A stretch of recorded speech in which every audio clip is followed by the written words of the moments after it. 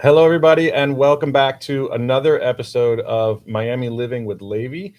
Today, we have a very special guest, the Miami-Dade County Commissioner, Raquel Regalado for District 7. Nice to meet you. It's a Nice. pleasure. Nice. Thank you for coming here. So today we are going to talk about a variety of topics that are pertinent to the Miami-Dade County and just in general Miami living. Just to give you a quick overview of some of those, we're going to talk about the Coconut Grove Playhouse and what's going on with the process of getting that open and active again. We'll be talking about the 40-year recertification in a post-Surfside collapse world and how that relates to condo owners and future buyers of people that are planning to live in Miami. We're going to be talking about septic to sewer conversions, which is a really interesting topic because some parts of Miami are on septic tanks, some are on city or county sewer. So we'll be talking about the process for septic to sewer conversion. We'll be talking a little bit about the Rickenbacker Causeway and the RFP process for the P3. And we'll be talking about the redistricting maps of the county commissioner zone. So I think after the most recent census, it looks like we're going to be rezoning those. So just touching up a little bit on those. So that will be the beginning of our show. And again, thank you, Commissioner, for coming. We know you have a very busy schedule, and it's a pleasure to have you on the show. First, let's start real quick. Most people that are watching the show know a little bit about me, but I grew up here in Miami. I'm one of 10 children to an Orthodox Jewish family. I grew up on Miami Beach. I've lived in Sunny Isles and North Miami Beach. I've lived in horse country. I've lived in Miami Shores, downtown in Brickell, and 6 years in Coconut Grove. And now I'm a Coral Gables resident. So I'm actually a resident of your district.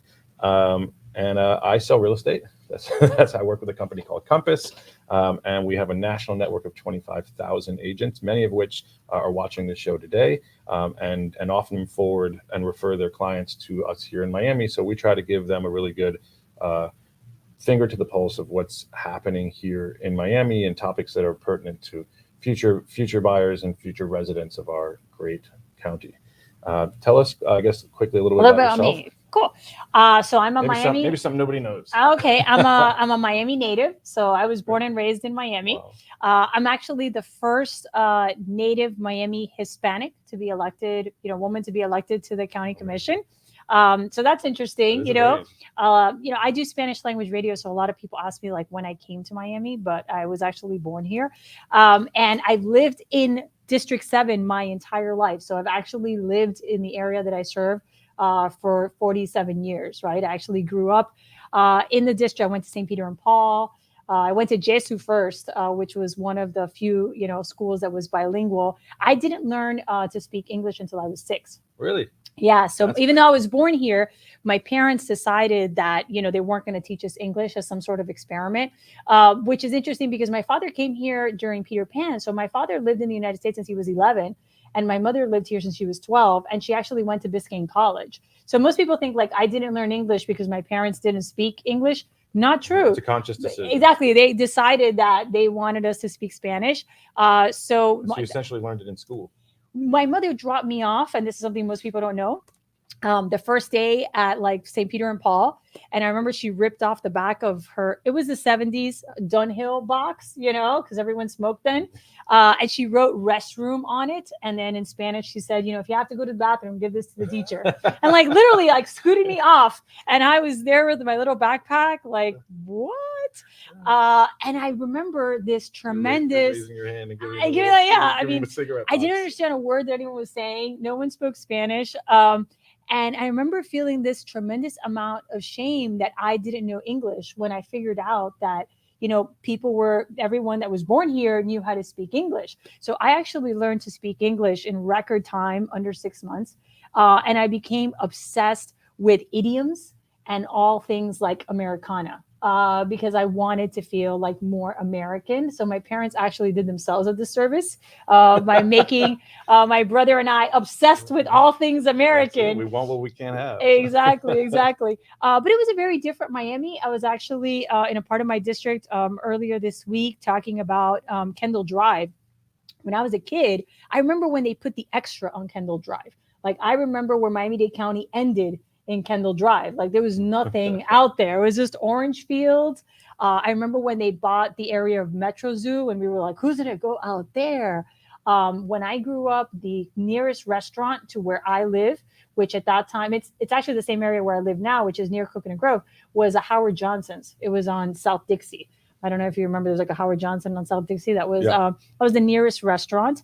And it was a very small kind of, everybody left their doors open, rode your bike around town kind of Miami. So that's the Miami that I grew up in. Went to school here. I'm an attorney, was a school board member, and now you're a county commissioner. Awesome. And family life?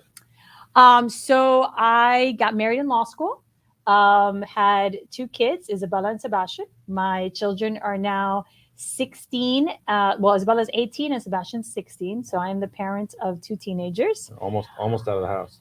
I don't think they're going, but that's them. I actually ran for a position on the school board because both of my children were diagnosed with autism, and that was one of the reasons that I went to the school district. My daughter is like mid-spectrum, but she's doing great. She goes to the Easter Seals culinary program, and she loves it. And my son is higher functioning, and he goes to Southwest, and he wants to be an architect. And they love Miami like I do. So now, obviously, my father was the mayor of the city of Miami, was a commissioner before that. I grew up in a radio station. And when my mother passed away, I'm an attorney by trade, and I continue to practice as an attorney. But when my mother passed away, she had done this radio show for 30 years, and I started doing it. And then one day led to another, and that was 13 years ago. Oh, wow. So I do a daily radio show from 9 to 12. Well, you have a lot more experience in it than I do, but I've done a few. I've interviewed Ken Russell, and I've interviewed Alex Horn. I've interviewed Jay Glazer and several others, and we're hoping to interview Mayor Suarez shortly. But it's a pleasure to have you here. I am so it's always hard for me to say. I like to say I'm a Miami native, but technically I was born in California, in Los Angeles. After 10 years, you're a native. There you go. I say 5. But I've been here my entire life. My mother, however, was born and raised in Miami. She grew up. She actually lived out in Westchester for years. She grew up on the beach in her later teens. She spent a lot of time in the roads.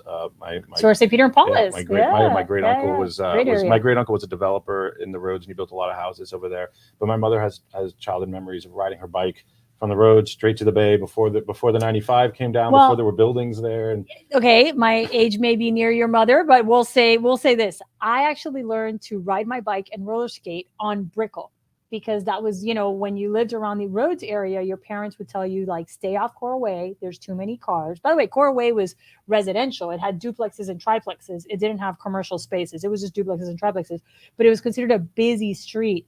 So we would take the back roads to Brickell, because Brickell was only about 4 buildings and a lot of mangroves.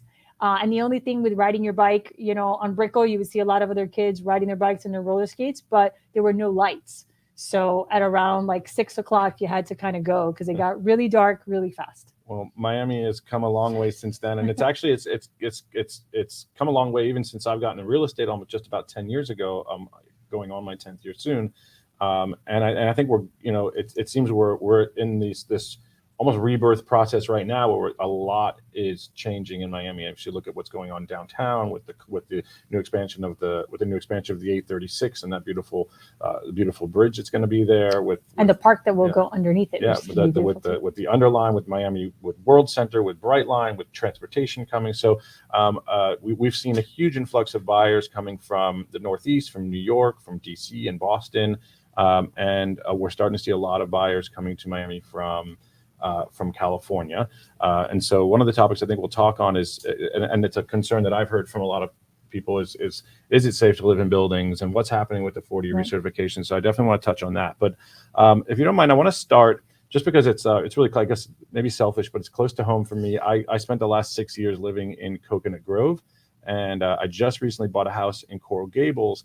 But I like to say it's on the border, because there's Merry Christmas Park off of Lejeune, north of the Cocoa Plum Circle, and I'm about a half a block west of Lejeune. So if I could take my kids to Merry Christmas Park in under 2 minutes by foot, and I'm back in the Grove, but I get some of the benefits of living in Coral Gables. So I'm getting the best of both worlds. But the Grove Playhouse, which is it's a historic playhouse that's I think it's almost 100 years ago that we're coming up on its anniversary soon. And so in my recollection of Coconut Grove, my mother has different memories of the Grove Playhouse.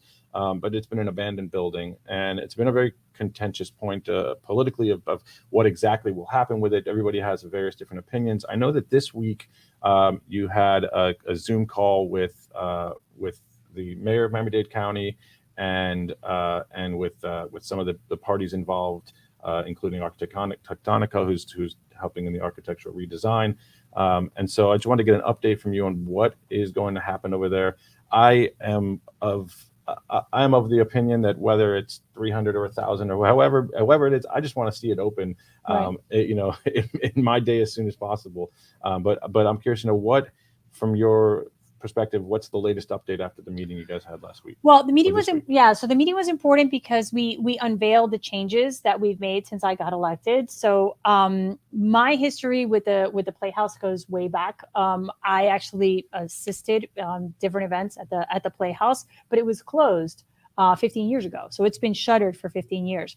When I became a school board member, as part of my duties as a school board member, I was a member of the board that oversaw the Playhouse. And as a result, I had a front row seat to the transfer of the Playhouse. And I think that's important because a lot of people just don't understand. The Playhouse was transferred to the state of Florida. And then Miami-Dade County signed the lease based on a program to renovate the historic front of the Playhouse and demolish the additions in the back, which was very contentious. I myself supported the plan that wanted to keep all of it. Before I became elected. And one of the first things that I did when I became elected was go to the lease, go to the physical building and see what can be done. So the problem is, first, this idea that it's just a facade is not true. It's an actual building. And actually, Grant Miller went with me and we showed him, we did a video. We did a Miami video Community Newspapers video with Grant Miller. Inside the Playhouse.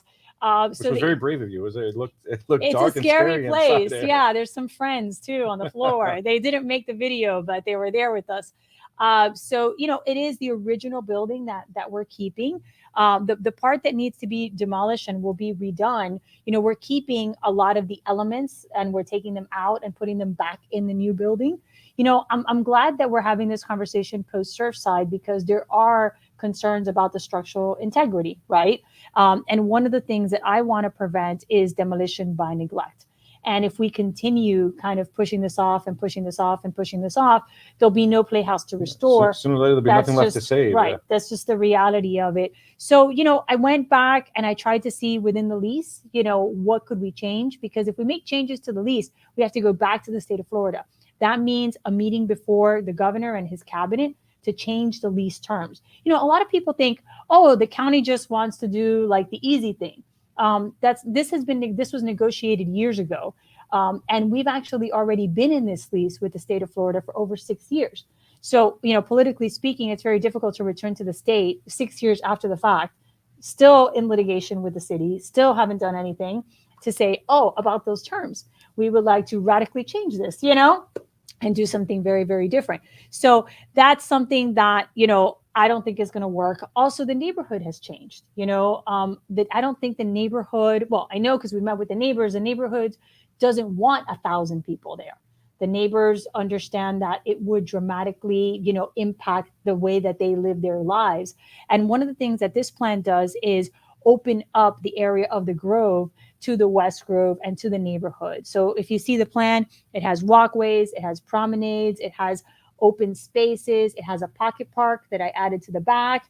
We're going to have an MOU with Baby Tucker, with Carver and Baby Carver and Tucker, so that the kids can come and we can have, a space where they can participate because the Grove schools really don't get to do that. We also reached out and met with the schools across the street, and they're going to have access to the parking. The parking is the biggest thing. The parking lot cannot be more than 320 spaces. That's what we got approval for. So when you talk about adding more seats, you're going to still have those spaces. And I don't think a lot of people understand that. So if you say 1,000 seats, 320 spaces, 700 seats, 320 spaces, 300 seats, 320 spaces. So that's something that has been very concerning for the neighbors. We did modify the retail spaces so that we can do pop-ups and that's we can rent the space and so that we can do different things. And we've also been working with the Miami Parking Authority to work on different amenities and how we can make this a space that has utility, long term. So Gable Stage, we're working with them. We're going to actually be having a second meeting where we're going to be talking about what we want to put on the stage of the Playhouse, what the educational programs are going to look like, and so that people can hear directly from the people that have committed to doing that work. So what we saw this week was just kind of the beginning. We had our historic architect kind of explain what he's salvaging, what's historic, what's going to be restored, what's it going to look like, and then the changes that we made within the confines of the lease. Some of them I think are very thoughtful, the pocket park being one of them. The other one is we changed the back of it so that it looks like the old Fly Tower, which is something that I did when we renovated Miami High. So we really tried to bring a lot of different elements in, but this is just the beginning. We're going to have several other So what does that process look like in short? And is this sort of the first step? Is this, are we approved for this and it's moving forward and it's just a matter of this is approved, it's shovel ready. The only thing that we're waiting on is we're being held up by the litigation with the city of Miami, which is at its end. We have funding from the Knight Foundation. They've told us that if we cannot get this off the ground in terms of applying for our permits before the end of the year, they're going to take that funding and give it to another organization because it's been sitting at the Playhouse for a very long time, and then the county has to decide. Also, what are we going to do if we can't resolve this litigation with the city? Do we just give it back to the state? If so, if we get to that point, I think it'll take another 10 years for people to come up with a plan. And then basically it'll just be demolition by neglect. And that's something that the area doesn't want. We met with the stakeholders, with the residents. The majority of people want it open. And the question is, how soon can you do it? So if we finalize everything by the end of this year, so if we finalize the litigation with the city by the end of this year, we submit our permits. We actually have it built by January 2025. That's its 98th year. And we have 2 years to prepare for its 100-year anniversary. The 100-year anniversary, which I think would be really nice and a great way to celebrate its 100-year. I think, again, for me, and I think most people just really want to see something happen. And I think so it would be really nice to get that. Well, and it's, and one of the things that we've tried to explain to people, and listen, this is a very emotional issue. There's people who remember going there, and they remember it a particular way, and it's difficult for them to imagine it differently, right? There's a lot of nostalgia involved in it. And what is historic to them, right? So we're restoring the original Playhouse. Some people feel that the addition in the back, is historic to them. That being said, there's an entire generation of Miamians that have been deprived of the Playhouse. So my kids, your kids, they don't know what we're talking about. That's just a dead kind of building that actually is kind of an eyesore. And most people, when they drive by it, they're like, what is this hot mess? And it doesn't fit the aesthetic of Coconut Grove and the vibrance of Coconut Grove. If you go to Coconut Grove on a Sunday morning or Saturday morning, I mean, there's people biking and walking their dogs and standing in line to get a seat at Green Street. Or it's popping and it's alive and it's very vibrant. And then you go one block over, and there's this ghost town of a building that just it really is it kills the vibe. Yeah. So stay tuned for the second part where we're going to talk about all the great things that we're doing in the Playhouse. The Gable Stage, which is going to be Grove Stage, does a lot of Shakespeare, but we're adding a lot of cool things, and we're going to be talking about it. A lot of it involves young kids, really bringing them, to the Playhouse, educational programming, bringing in the schools, and kind of taking theater to the next generation, but also focusing on the history of the Playhouse. One of the things that this plan has is an homage to Charlie Cinnamon, who I loved. Charlie Cinnamon started the Playhouse. He actually, the Coconut Grove Arts Festival, he hung clotheslines from the Playhouse and hung art. So we're actually going to have an installation every year to celebrate, his decision to do that. Love Charlie Cinnamon. Yeah.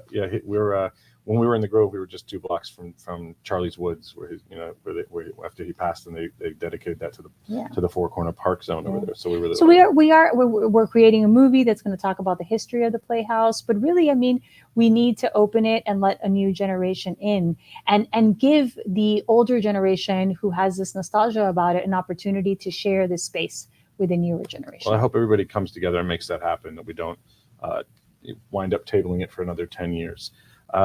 Shifting gears a little bit, let's talk about the septic to sewer conversions. So for those of you that are not familiar, Miami-Dade has various different cities and municipalities within it, and some neighborhoods are on city sewage. You flush the toilet and it goes off into the city sewage, and it's not your problem. But many of the houses you might buy, my house included in Coral Gables, oh no, you have a septic tank. Is on a septic tank. Mine is a very new septic tank. It's only 4 years old, whereas like many of them are 50 years old. And that's one of the things that we always guide our buyers. And when they're looking at a house, you know, it's not just a general inspection. It's about understanding cast iron pipes versus PVC plumbing, understanding whether or not it has a septic and if that septic's in good condition. So you have to pump it out, you have to inspect it. You know, those are things that we go to look for. So a lot of news in the world of septic tanks. For those of you that know me, you know that I've been fixated with this topic for years. I was actually talking about septic tank when I ran for mayor in 2016, and people were like, what? Nobody really wanted to deal with the septic tank issue back then. And then we did the Biscayne Bay report. And when we had the Biscayne Bay task force, one of the findings was that one of the pollutants, you know, to the bay and to our one water system were these septic tanks. So as part of that report, we received all this information about the septic tank. And more importantly, to your point about the age of the septic tank, we have a lot of septic tanks that have ruptured a long time ago, and people don't even know. You know, because if it doesn't back up, they don't know it's broken. Mm-hmm. So, you know, we had this report, we had all these different reports on the septic tanks, where the septic tanks are, what districts are they in. The commissioner that has the most septic tanks is John Monestein. I have the second, you know, so I've been talking about different things that we can do. We also have wells. So we're getting rid of the wells in Pinecrest now. We're dealing with some in South Miami, but wells are also a problem because people don't necessarily have the information to ensure that their water quality is good. And most of the people that have wells also have septic tanks. The septic tanks leak into the wells, and that's a whole other issue. So right now, what have we done to date? Well, in this last budget, I actually created a reserve for septic to sewer, which is $170 million. We requested matches from the state of Florida. So the idea is to duplicate that and to use it for these septic to sewer conversions. To your point about the disclosures, Commissioner Higgins actually brought an item to the board that was approved that now all buyers will have to sign off that they've been informed that there is a septic tank and that they've been given information on the septic tank. We didn't go as far as to require an inspection, but that's in the works. That's something that we've been talking about for a very long time. But at least now, as opposed to just having it in the general contract, there is going to be a rider in Miami-Dade County that forces a disclosure of a septic tank. Now, one of the items that I brought was information is now being collected by the auditor in terms of septic tanks and wells. And all that information is going to be double checked and then added to the property appraiser's website. So now the property appraiser, when you pull up a property, in your case, it will say that it has a septic tank. And since your septic tank is 4 years old, that means that your septic tank has a permit. So it will have a link to the state of Florida permit that you were given that was also approved by DERM, stating the year and the brand and all the information on your septic tank. On the property appraiser's website. So full transparency. Full transparency. Which we're a big fan of in real estate. It's our expression. We say disclose, disclose, disclose. You know? Right. And the same thing with the wells. If you have a well, it's going to be on there also, and there's going to be information. And that does not include, so it's also going to say if the well is being used to provide water to the property or if it's just being used for agricultural purposes. So if you have access to water, you can obviously, people are keeping their wells, but they're for ag, not for the water use. Because one of the things that we explain to folks in Pinecrest and in other areas, when the electricity goes out, you can't get water from your well. And most people don't know that. So that's a whole other issue. So now all that information is going to be on the property appraiser's website. And now yesterday I passed an item on the 40-year inspection where all the inspections are also going to be collected, sorted, double checked, and put on the property appraiser's website. So for our condo friends, you know, that's also going to be on there because there's a lot of questions about it. But back to septic to sewer, we're working on creating benefit districts, and we're going to be rolling that out soon so that people have the opportunity, similar to what we did with the wells, to get rid of their septic tanks. And what does it mean? What does it mean to the homeowner? And in case anybody's not familiar, and believe it or not, there are many buyers that come from other states that just don't know what septic tanks are. You flush the toilet, instead of it going out the pipes into a city sewer, it goes into a tank underground that's buried, that you never see, that you have to that you have to maintain and clean and flush out, depending on your family size and usage, every 2 to 5 years or so. Maybe as long as 7, but every few years or so, you're going to have to flush that out and clean it. And it's not terribly expensive, but it is something you have to be mindful of. And again, when they erupt or they erode for being old, that can cause all kinds of biohazard problems for many other purposes. Right. They also limit your use of your property. So where you have your septic tank, you can't do anything else. Yeah, you can't put anything else. Right. You have to keep it like clean.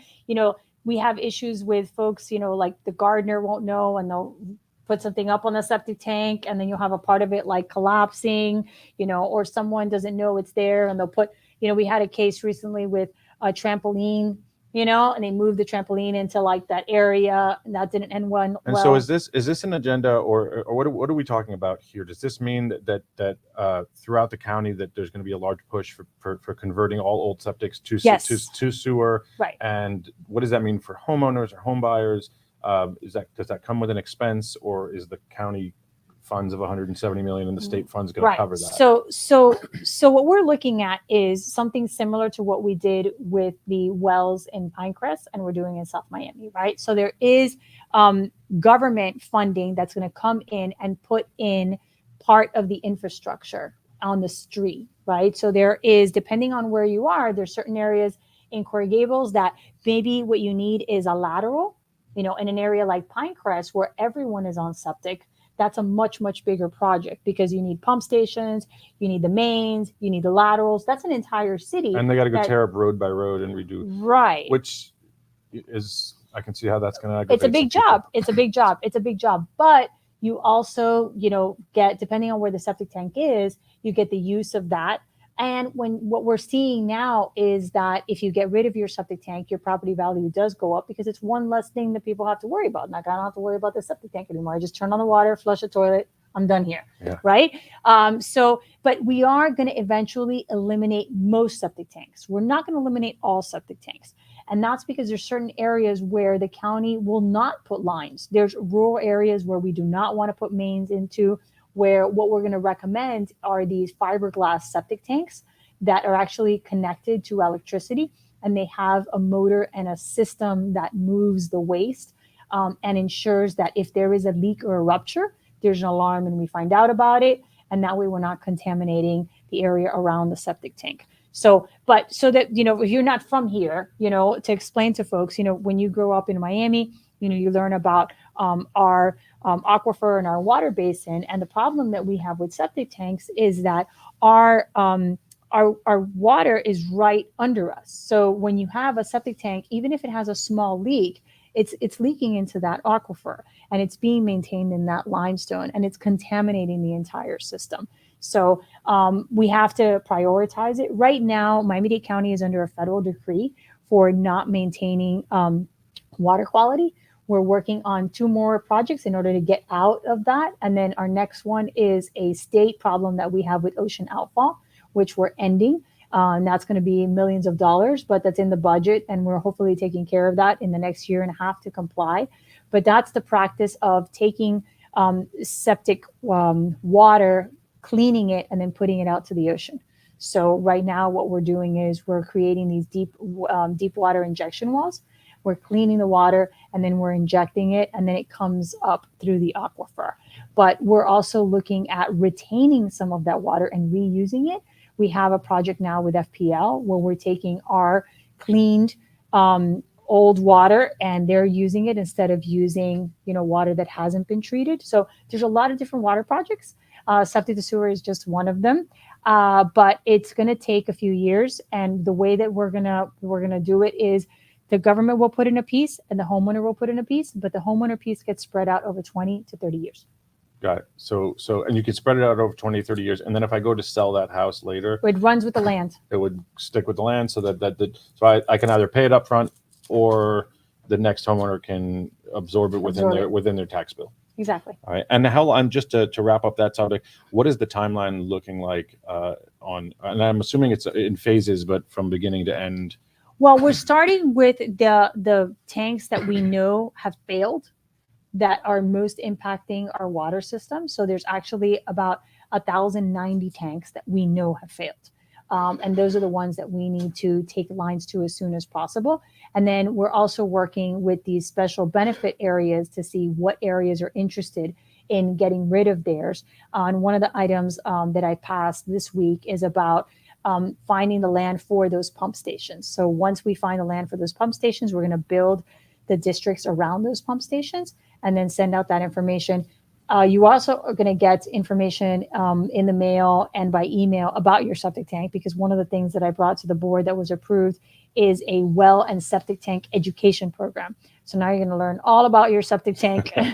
All the pros, the cons, all the pros, the cons, and the impacts that it has on the environment. And so if it's all right, I think we've reached our technical 30 minutes, but if it's all right, we're going to go with a bonus 5 to 10 minutes here, because there is a topic that I definitely want to cover.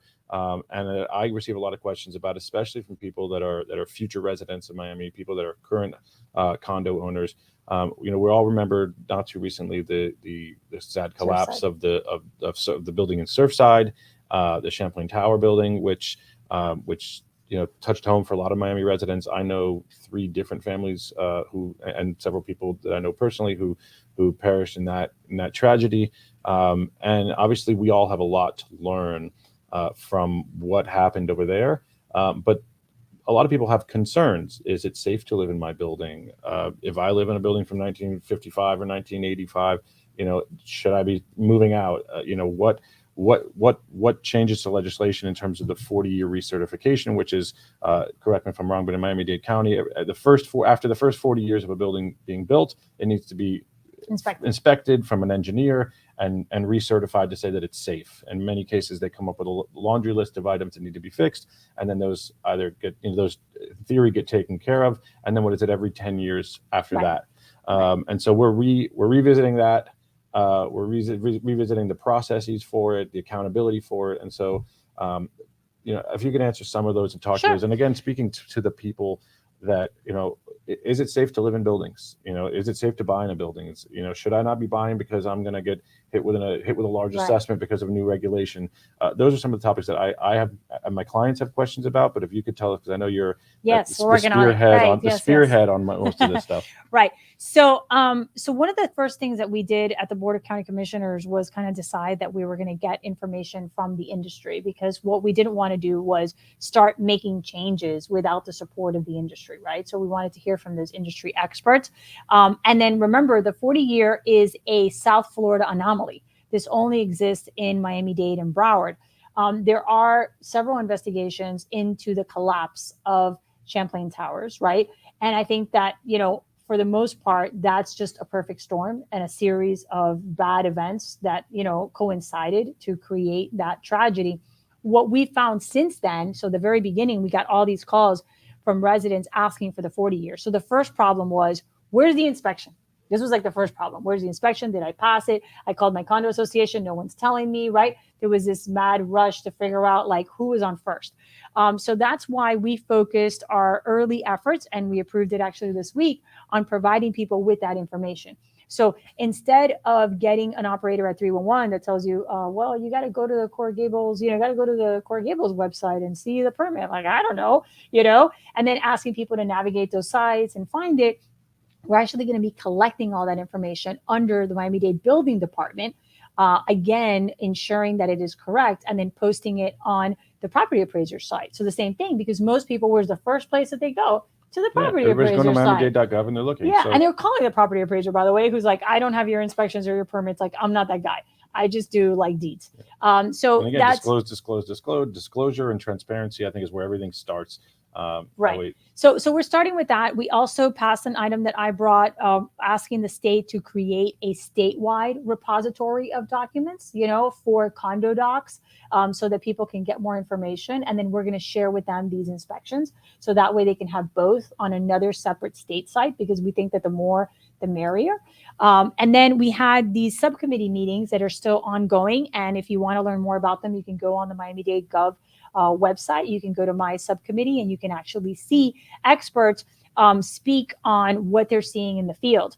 Now, what's interesting is, before we even get to the 40-year, Citizens Property Insurance insures 85% of the condominiums in Miami-Dade County that are over 40 years. Okay. So I started talking about citizens and insurance before, like my peers were like, oh, the 40-year. I was like, no, we got to call the insurance companies because they move faster than us, right? So what we're seeing right now is that citizens in particular and other insurance companies are requiring a 20-year inspection. And they're not approving without a 20-year inspection, and they're sending folks to do the actual inspection themselves. So they're hiring a third party to go in and do the inspections. And if you don't have the work done, they're not insuring you. Now, this is changing dramatically what's happening in condo associations, because what you cannot have a condo building that is uninsured. So we're already seeing kind of a race to hire structural engineers, a race to get this work done. And associations are really moving quickly because they realize that if they don't resolve this issue, that they're not going to have insurance. So that's what's happening in the world of the insurance market with condominiums. Now in Tallahassee, we're working with them as we wrap up, this subcommittee to provide them with real information about what we're finding. We did an audit of our buildings. We're getting it from the cities. How long did it take people to do these inspections? If we're going to move up the date, are we going to move it up because we believe that the life of concrete is different, or because it took people 7 years to do the work? So that's kind of the other thing that we're looking at. So we've done the math on how long it takes.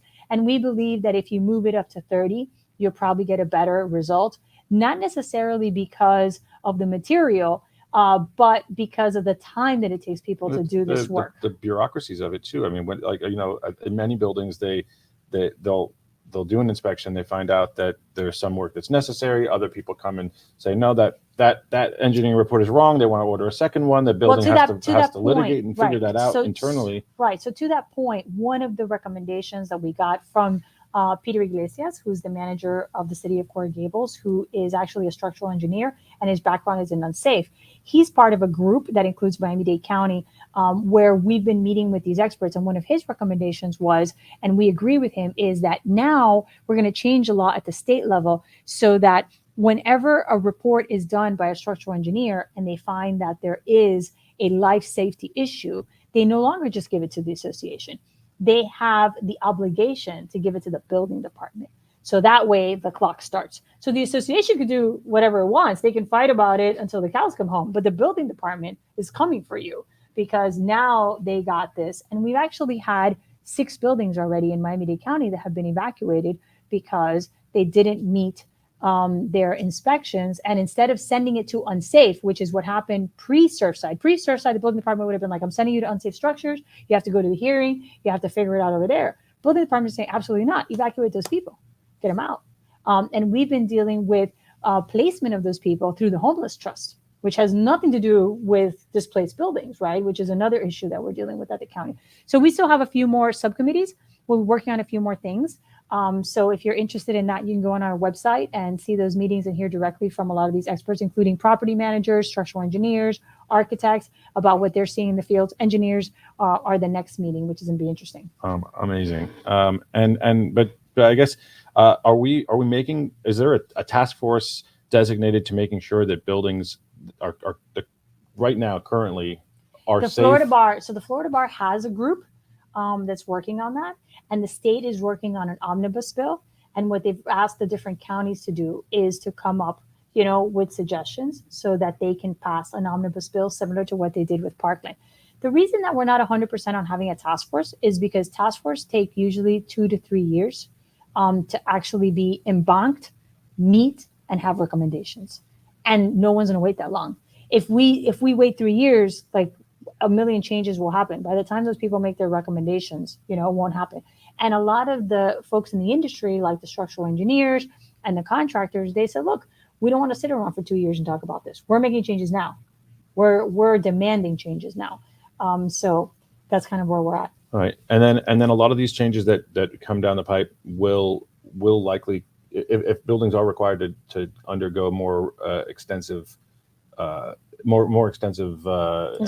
engineering inspections, they're likely to then come with extra costs to these unit owners and assessments. And so to answer, I guess the question is, are people going to be on the receiving end of these? It depends on the maintenance of the building, right? So if you have, and we have found older buildings that have been properly maintained and they don't have any issues, you know? So it depends on if you've been maintaining your building, if you've been doing the work, if you have issues with water.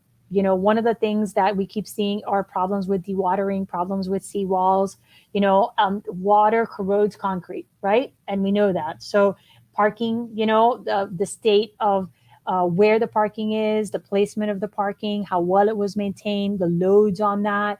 A lot of these older buildings too, if a lot of them have been remodeled. So if you live in a building that, you know, in 1960 had a linoleum kitchen, right? And now everybody comes in and puts quartz.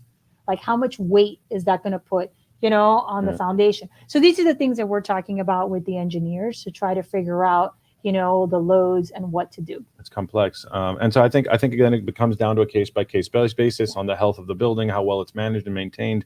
You know, I think a lot of real estate brokers that if you find a broker who knows specific areas or works in specific buildings, they tend to have a lot of knowledge about what's going on there, but you can't necessarily rely on those guys.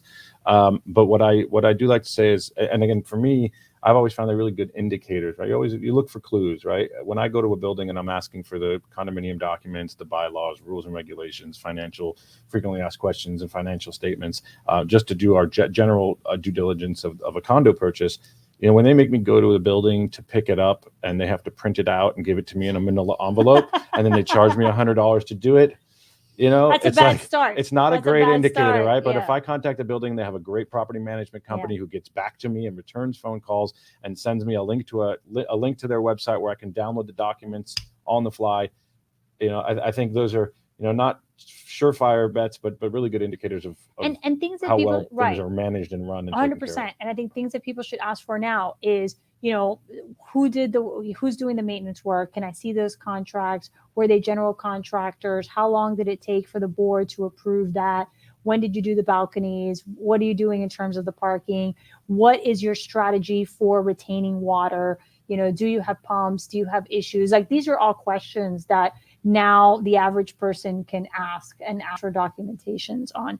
So I think we're going to be seeing a lot more of that. And the more responsive that a condominium is, probably the better shape it is. The other thing that we've seen kind of anecdotally, which I think is interesting, looking at all these buildings and how long it took them to comply, is that the buildings that have the greater percentage of owners living in the building are in better shape. Oh yeah. No, that's I mean, because they're in the building. I mean, the lenders know it too. If there's too many, you know, if your ratio is off between owner occupant or investor owned units, like many lenders won't even give you the money because they know that some foreign unit owner somewhere who doesn't care really what's going on in the building, he just wants to make sure that he gets his rent check every month. Doesn't want to doesn't want to spend more money, doesn't want to do more maintenance because he's just going to turn it over for profit and sell it. Less likely to care about what's going on in that building. An interesting fact too, I think almost all of the buildings, all of the buildings that have been evacuated because they've had issues post-Surfside, all of them are rental buildings. Unreal. Well, we are beyond out of time. We were supposed to be a 30-minute show. Obviously, we could sit here with Commissioner Regalado for hours on end. She's a wealth of knowledge and really. I don't know how you keep it all in your head. You're covering a lot of ground, a lot of topics, and we've only skimmed the surface of it. We didn't even get to 2 topics on my list today, so we can do it again. We will have to have you back. Happy Anything? Where can you be reached or anything? Sure. So the easiest thing is to follow me on social media. It's very easy. It's Raquel Regalado on Twitter, Raquel A. Regalado on Instagram, and Raquel Regalado on Facebook. And then you can go to our website at the county. We have a newsletter. You can sign up for it. You can email us if you have any questions. It's district7@miamidade.gov. I have an amazing staff. You come see us too. Anything that you need, we're here to help. Thank you for being here. And again, my name is Levi Meyer. I want to thank you for joining us, Commissioner Regalado, and for the Miami Community's newspaper for hosting this on the on Facebook.com/community newspapers. Again, this is Miami Living with Levi, and we look forward to you joining us on our next episode. Thank you.